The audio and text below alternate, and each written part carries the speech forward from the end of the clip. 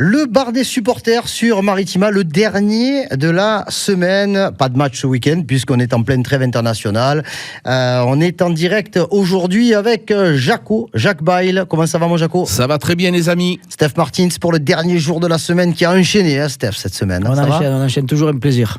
Allez messieurs, on va se pencher sur certains secteurs du jeu de l'Olympique de Marseille. On rappelle l'OM qui s'entraîne normalement depuis mercredi avec la bonne nouvelle, le retour de Quentin Merlin sans aucun souci. On attend de voir, j'ai pas eu les infos sur la séance du jour pour savoir si Amin Harit avait participé, mais bon, on m'a dit que pour Amin Harit ça devrait aller la semaine prochaine pour le déplacement à Lens, et ça c'est quand même pas neutre parce que il y a quand même si on est tous d'accord pour dire que l'international marocain, qui est un peu en marge de la sélection en ce moment, est un peu sur courant alternatif cette saison, parce qu'il alterne le très bon avec le moins bon. Ça reste quand même, pour l'instant, un rouage essentiel dans l'effectif de Roberto De Zerbi en qualité de numéro 10. Mais oui, parce que pratiquement, j'ai envie de te dire, Karim, il est presque indispensable dans la construction du jeu. Tu vois que quand il n'est pas là, on a du mal offensivement à se créer des occasions, voire des situations. Un Amin Harit en forme, c'est quand même quelqu'un qui est capable, avec son intelligence, de faire beaucoup de bien à notre équipe. Et donc, moi, ce joueur-là, effectivement, quand il est en forme, forcément, c'est lui qui donne le tempo à l'équipe. Parce que c'est lui qui est capable de donner en profondeur, c'est lui qui est capable de casser les lignes. Et on a été orphelin de Amin Harit. Alors, j'ai pas dit que peut-être s'il avait été là contre Auxerre, le match aurait été différent.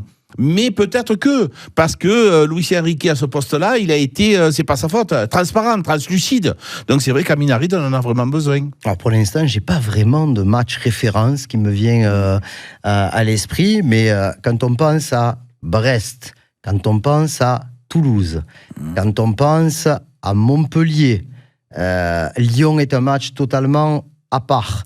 Il y a quand même, quand on pense à Nantes, mais là, pour le coup, c'est un mauvais exemple, Amin Harit a quand même fait partie de toutes ces organisations, sauf à Nantes, parce qu'il était suspendu.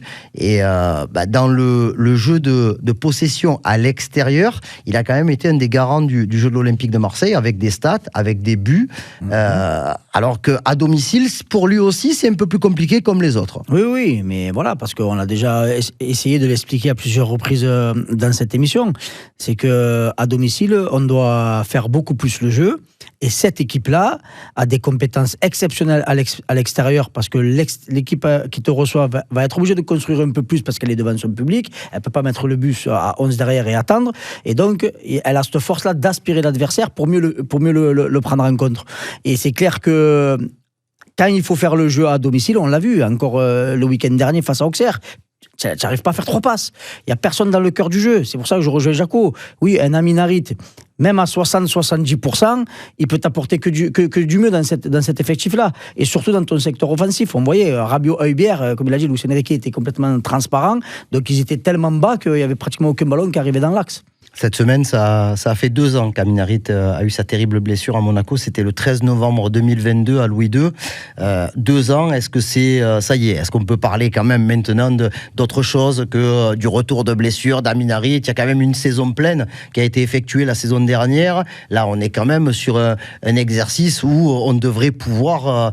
là, c'est le véritable Amin Harit. J'espère qu'il retrouvera un jour le niveau qu'il a pu avoir à un certain moment avant sa blessure, mais qu'on ne me dise pas qu'aujourd'hui, il y a encore les stigmates de sa blessure. Je ne suis pas trop d'accord avec toi, Karim, parce que... Dr Bail. Non, parce que je pense que ça dépend des individus. Il y a des joueurs qui ne reviennent jamais. Ils ont eu les croisés, c'est fini. Non, c'est pas ce que je dis. C'est que, voilà, est-ce qu'à un moment donné, on va arrêter de parler de la blessure? Parce que peut-être que, comme tu le dis, il ne retrouvera peut-être jamais le niveau qui a été le sien. Mais bon, la majorité des joueurs retrouvent leur niveau. Hein. Oui, la majorité retrouve leur niveau. C'est pour ça que je te dis, il y en a qui ne le retrouvent pas, qui s'arrêtent, et il y en a qui mettent peut-être plus de temps que d'autres pour pouvoir revenir. Un exemple flagrant, c'est Morgan Sanson qui a mis énormément de temps. Amin Harit a beaucoup travaillé. Il a été prêt très rapidement, et peut-être trop rapidement. C'est-à-dire qu'il a forcé pour revenir très vite. J'ai été surpris qu'il soit on a vu dans les commentaires beaucoup de kinés étaient contents de voir Amin Harit autant travailler. Il a été performant dans sa rééducation, mais après peut-être qu'il le paye un petit peu plus tard au niveau de sa préparation physique. C'est un joueur avec des qualités physiques et des qualités mentales. Moi, je pense que mentalement, c'est un boudeur, c'est-à-dire ce joueur-là, ils sont très forts, très jeunes, et ce joueur-là, il a l'habitude d'être toujours le numéro 1, le number one.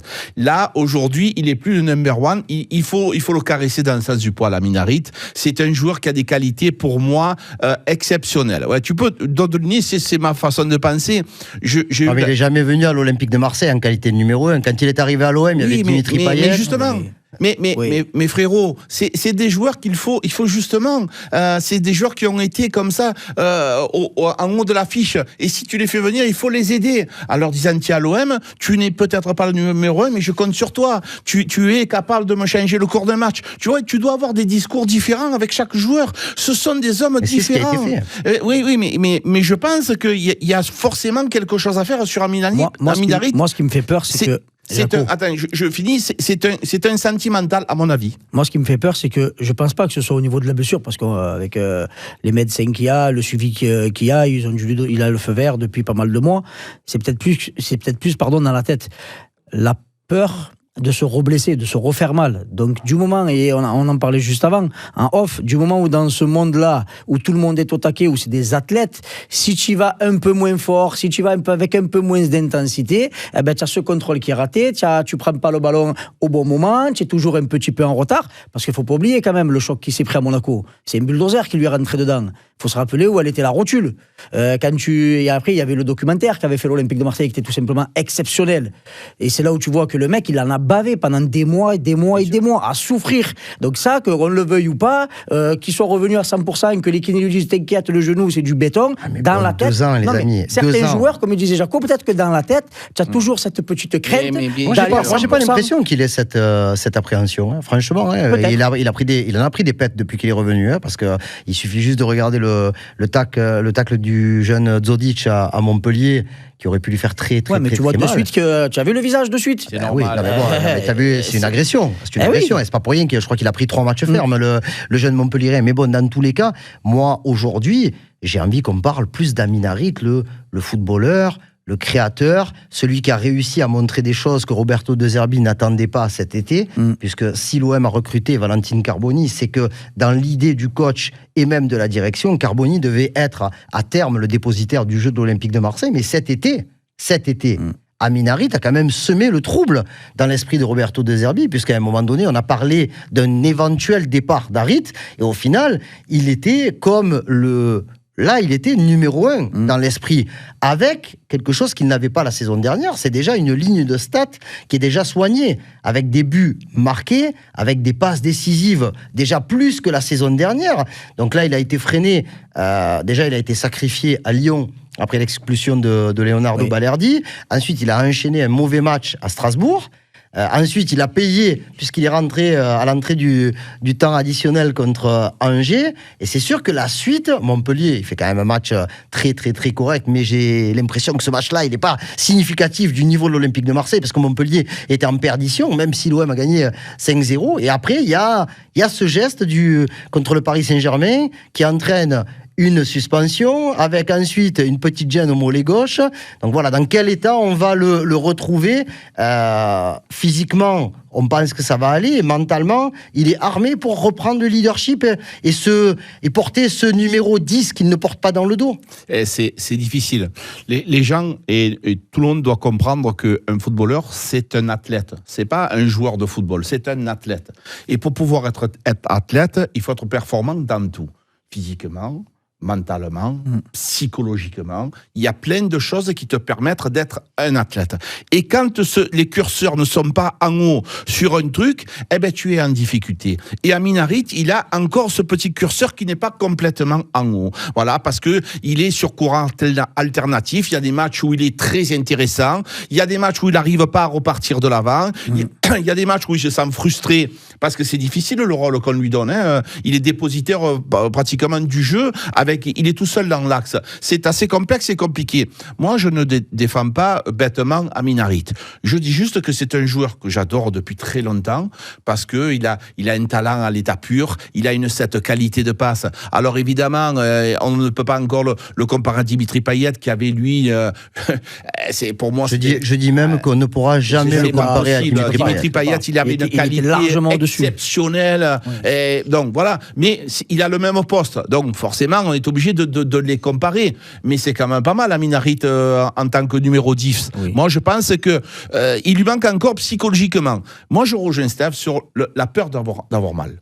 On lui posera la question dès qu'on l'aura. Je pense que quelque part, c'est normal. Quand tu as été cambriolé, quand tu as eu un accident, c'est dur de reprendre ta voiture. Et là, forcément, tu te dis, tu te rends compte ce qu'il a vécu derrière, en plus. Il va pas à la Coupe du Monde. C'est une frustration qui peut être dans sa tête. Peut-être je me trompe, hein, c'est ce que je pense. Allez, on verra si Amin Harit va retrouver son niveau et surtout, est-ce qu'il sera disponible pour le déplacement à Lens. Ça pourrait être très intéressant de l'avoir dans le cœur du jeu parce qu'en déplacement, il a montré, même s'il a marqué un très beau but à domicile contre Reims en début de saison, un de ses 2 buts. Ces 2 buts sont beaux, il n'y a rien à dire, que ce soit contre Reims, mais contre c'est un joueur de talent, on peut pas. Un joueur de talent, mais on attend encore plus de choses de la part de ce joueur. Un autre joueur qui cristallise un petit peu les regards, les interrogations, c'est Léo Balerdi. Eh oui, parce que Léo Balerdi, il était cette nuit avec l'équipe d'Argentine engagé dans les éliminatoires de la Coupe du Monde 2026 avec un match au Paraguay.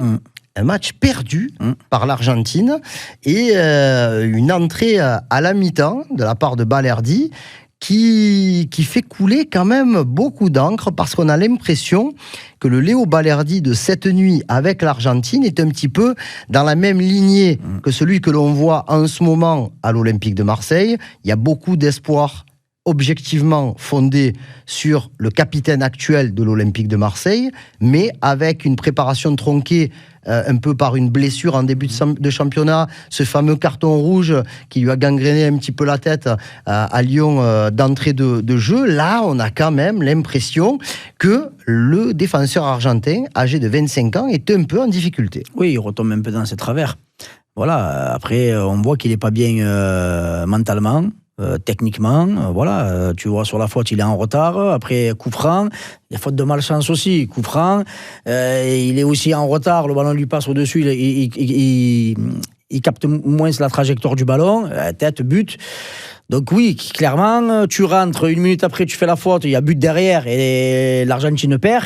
Certes, ça leur est pas aujourd'hui dommageable, ils sont toujours leaders de leur poule. Ils ont de l'avance. Mais sincèrement, voilà, quand tu es en sélection, qu'on fait appel à toi et qu'il se passe ce genre d'événement-là, et moi c'est là où ça me gêne un peu, j'ai peur que ça lui reste dans la tête pendant un petit moment et ça va desservir aussi, malheureusement, peut-être l'Olympique de Marseille. Ouais, sur son expérience avec l'Argentine. Alors on rappelle qu'il avait fait une très très bonne entrée contre le Venezuela il y a 1 mois de cela. Pareil, en entrant en début de 2e mi-temps où il avait fait quand même quelque chose de solide pour garder le point du match nul. Là, malheureusement, sur son entrée, c'est lui qui fait la faute sur le coup franc. Au duel, il est complètement bouffé par son adversaire et certaines de ses interventions dans le dernier quart d'heure ont été jugées un petit peu compliquées. C'est vrai qu'il y a un déversement de haine sur les réseaux sociaux argentins mais bon voilà, après là aussi je pense que c'est quelque chose qui peut alors rester dans sa tête mais aussi le faire grandir.